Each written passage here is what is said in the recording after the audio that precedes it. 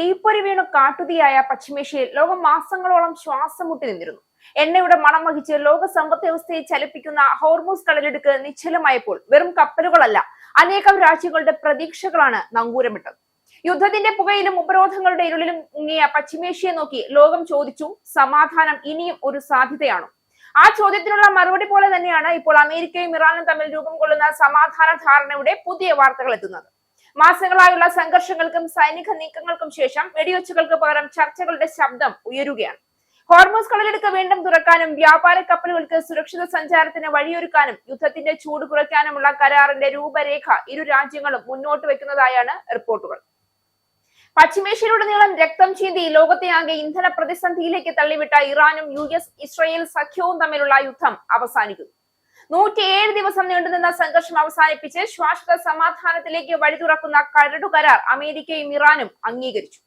കരാർ വെർച്വലായി ഒപ്പിട്ടു എന്ന് US പ്രസിഡന്റ് ഡൊണാൾഡ് ട്രംപ് പറഞ്ഞു. വെള്ളിയാഴ്ച സ്വിസ് നഗരമായ ജനീവയിൽ പ്രധാന മധ്യസ്ഥരായ പാകിസ്ഥാന്റെ ആതിഥേയത്വത്തിലാകും ഔദ്യോഗിക ഒപ്പിടൽ ചടങ്ങ്. ആഗോള ചരക്കു നീക്കത്തിലെ തന്ത്രപ്രധാന ഇടനാഴിയായ ഹോർമൂസ് കടലിടുക്ക് വെള്ളിയാഴ്ച തുറക്കുമെന്നും പാത ടോൾ രഹിതമാകുമെന്നും ട്രംപ് തിങ്കളാഴ്ച അറിയിച്ചു. യുദ്ധത്തെ തുടർന്ന് ഇറാൻ ഹോർമൂസ് അടച്ചിരുന്നു. ഇറാനിയൻ തുറമുഖങ്ങളിലേക്കുള്ള വാണിജ്യ കപ്പലുകളുടെ പോക്കുവരവ് തടയുന്നതിനായി ഹോർമൂസിൽ ഏപ്രിൽ 13 മുതൽ US ഏർപ്പെടുത്തിയ നാവിക ഉപരോധം പിൻവലിക്കുകയാണെന്നും ട്രംപ് പ്രഖ്യാപിച്ചു. തിങ്കളാഴ്ച പാക് പ്രധാനമന്ത്രി ഷഹബാസ് ഷെരീഫാണ് കരാർ വിവരം ആദ്യം പ്രഖ്യാപിച്ചത്. ലെബനൻ ഉൾപ്പെടെ എല്ലാ യുദ്ധമുഖങ്ങളിലുമുള്ള സൈനിക നടപടികൾ ഉടനടി സ്ഥിരമായും നിർത്തിവെക്കാൻ ഇറാനും USഉം സമ്മതിച്ചതായി ഷഹബാസ് ഷെരീഫും പറഞ്ഞു. ഏപ്രിൽ 8 പ്രാബല്യത്തിലായ താൽക്കാലിക വെടിനിർത്തൽ 60 ദിവസത്തേക്ക് കൂടി നീട്ടാൻ ലക്ഷ്യമിട്ടുള്ളതാണ് കരാർ. ഇറാൻ മുന്നോട്ട് വെച്ച പ്രധാന വ്യവസ്ഥയായ ലെബനനിലെ വെടിനിർത്തലും കരാറിൽ ഉൾപ്പെട്ടിട്ടുണ്ട്. വെടിനിർത്തൽ കാലയളവിൽ ഇറാന്റെ ആണവായുധ മോഹം തടയാൻ ലക്ഷ്യമിട്ടുള്ള ചർച്ചകൾ ഇനി നടക്കും.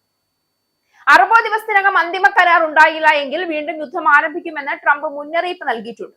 60% പരിശുദ്ധിയിൽ സമ്പുഷ്ടീകരിച്ച 440.9 കിലോഗ്രാം യുറേനിയം ഇറാന്റെ പക്കലുണ്ട് എന്നാണ് കണക്ക്. ഇത് ഇറാനിലോ പുറത്തോ വെച്ച് നിർവീര്യമാക്കുന്നത് ഉൾപ്പെടെയുള്ള കാര്യങ്ങളിലാണ് അന്തിമ ധാരണയാകേണ്ടത്.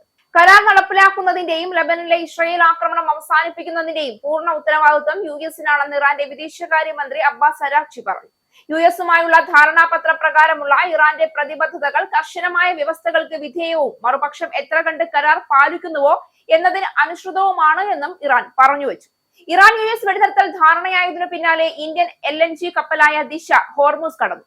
ഹോർമൂസ് എന്ന പേര് ഭൂമിശാസ്ത്രപരമായ അടയാളം മാത്രമല്ല, ലോക എണ്ണ വ്യാപാരത്തിന്റെ ഹൃദയമിടിപ്പാണത്. ആ ഹൃദയം നിശ്ചലമായപ്പോൾ എണ്ണവിലകൾ കത്തിക്കയറി, ഓഹരി വിപണികൾ തകർന്നടിഞ്ഞു. ഊർജ്ജ സുരക്ഷയെ ആശ്രയിക്കുന്ന രാജ്യങ്ങൾ ഭാവിയെക്കുറിച്ച് ഭയന്നു.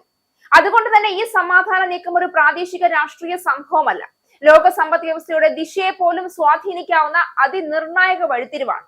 സമാധാനമാണ് ഭാവി നിർമ്മിക്കുന്നത്. ഇന്ന് ഹോർമൂസിന്റെ ജലപാതകളിലൂടെ വീണ്ടും സഞ്ചരിക്കാൻ ഒരുക്കുന്ന കപ്പലുകൾ ചരക്കുകൾ മാത്രമല്ല വഹിക്കുന്നത്, അവ ലോകം മുഴുവൻ കാത്തിരിക്കുന്ന സ്ഥിരതയുടെയും പ്രതീക്ഷയുടെയും സന്ദേശം കൂടിയാണ് കൊണ്ടുപോകുന്നത്.